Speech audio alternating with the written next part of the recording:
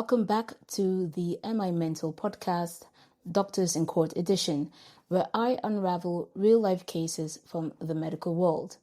In today's case, I'm going to dive into a case around a young patient, a general practitioner, and the missed diagnosis of a greenstick fracture. This case highlights how communication, clinical judgment, and patient follow-up can intersect and sometimes clash in practice. In this case, I'm going to tell you about how a simple fall during a play turned into a complex courtroom discussion, and what should the GP have done differently, and could better communication have prevented months of pain. So let me break it down. Emma was a young girl who fell and hurt her arm while playing. Her father, understandably worried, brought her to the GP that same day, and he saw Dr. Cornelis. The same day,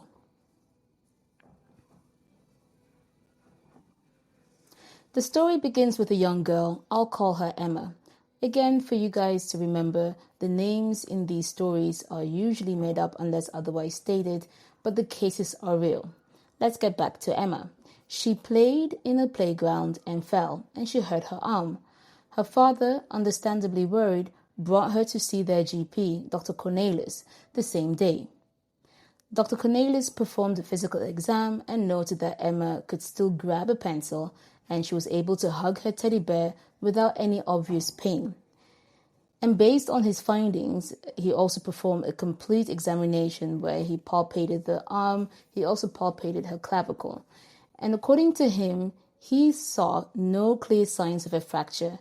He didn't see any deformity, and he didn't notice any severe pain on palpation. With those information, he decided to monitor the situation and advised her father to return if symptoms persisted. But unfortunately, that same week, things didn't improve. And 4 days later, Emma returns with her father, still in pain. And this time, Dr. Cornelius suspected a possible minor bone fissure, but again decided to wait and see, advising them to come back if things got worse.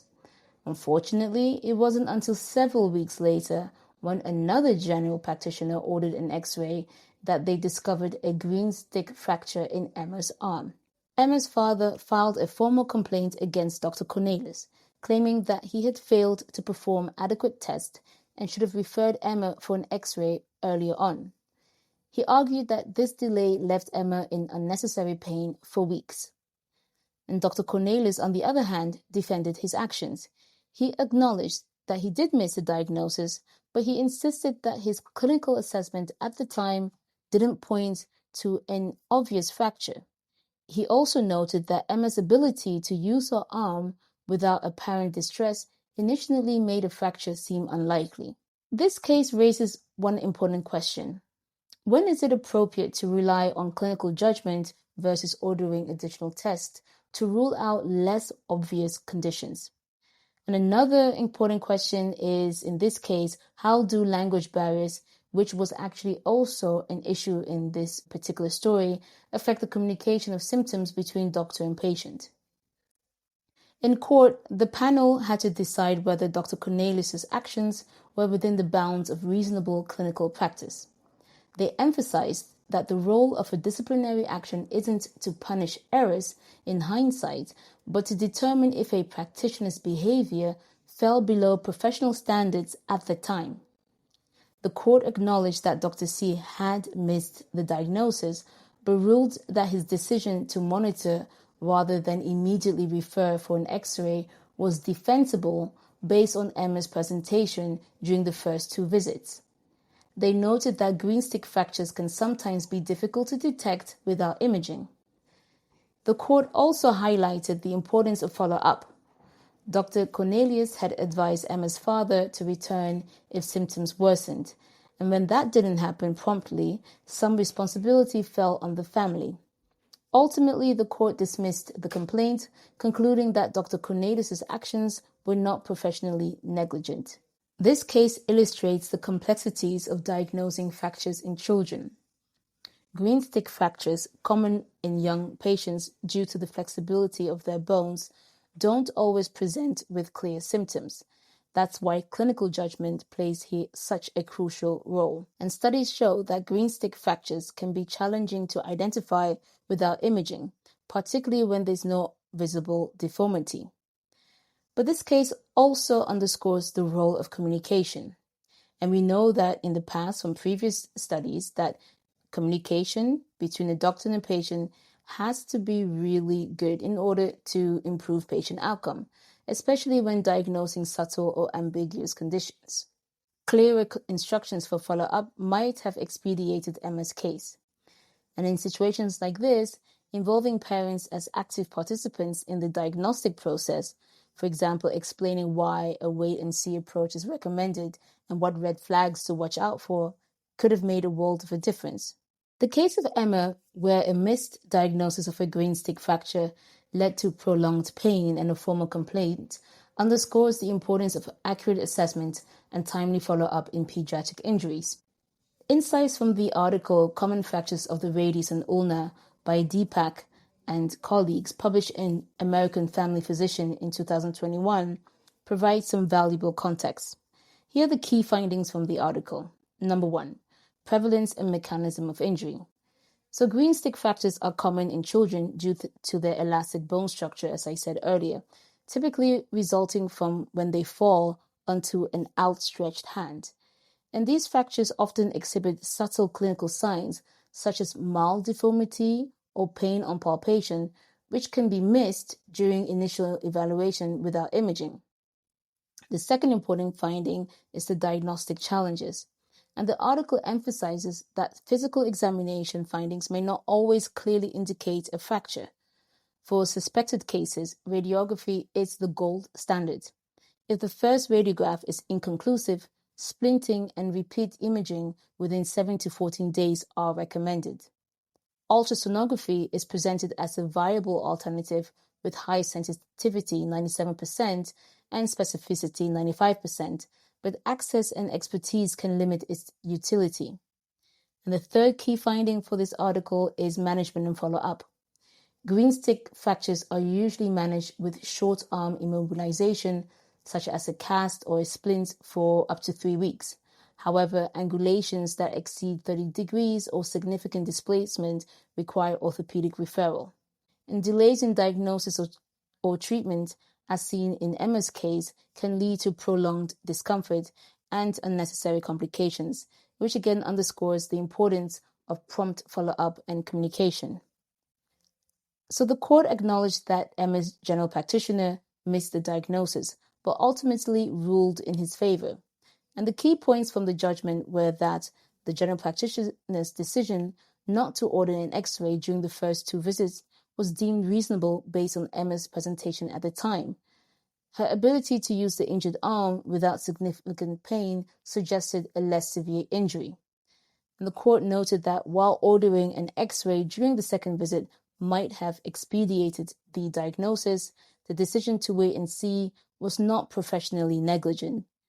Greenstick fractures often heal naturally without significant intervention, and clinical signs didn't strongly indicate a fracture. And lastly, the court emphasized the importance of clear follow-up instructions.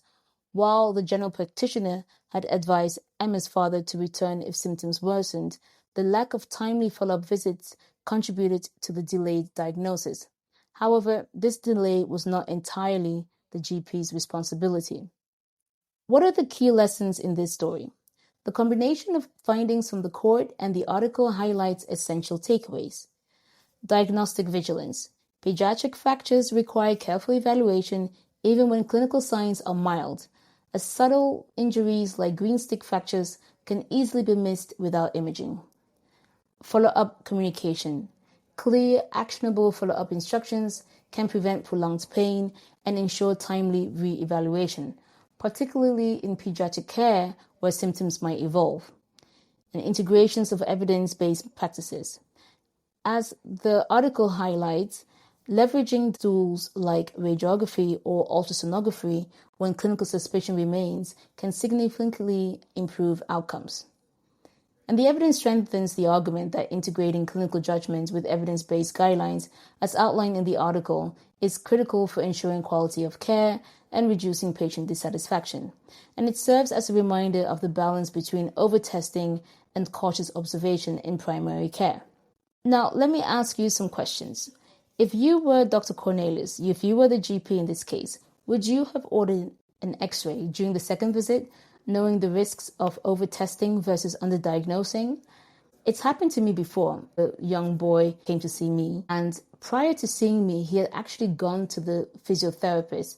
There was some form of fall during a sports event, and the physiotherapist had requested that the mother come to see me in order to request an X-ray.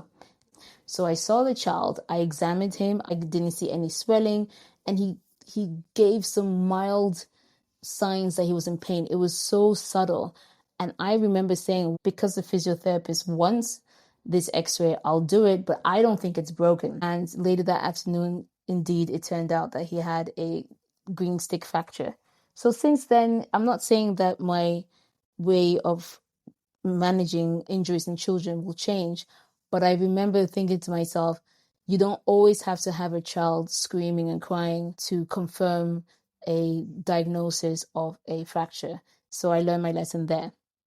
The second question, how should doctors address language barriers or other challenges in communicating with patients, especially when relying on follow-up to ensure proper care? This is a tough one. I think that language barriers or other communication challenges between doctors and patients will always be an issue and can cause complications and can lead to complaints. This is what I've seen in many of my podcasts and interactions with patients.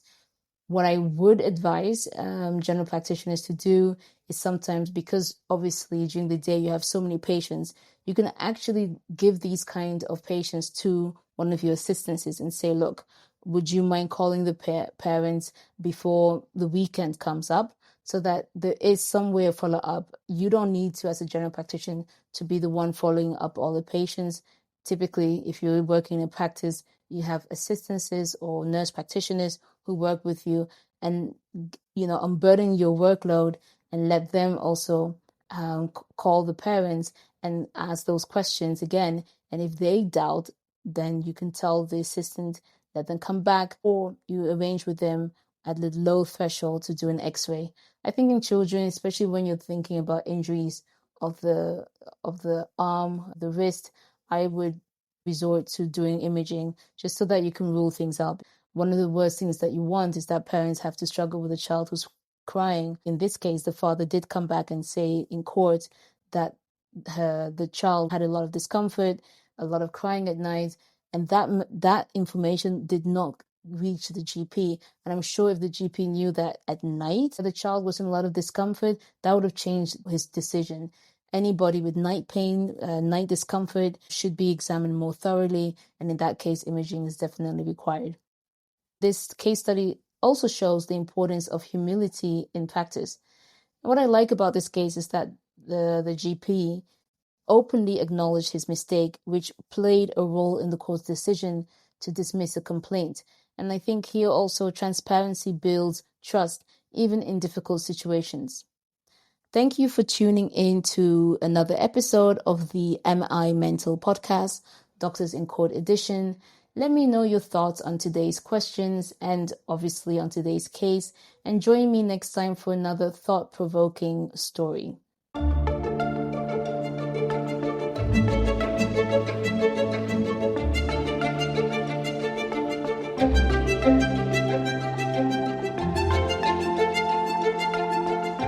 Thank you.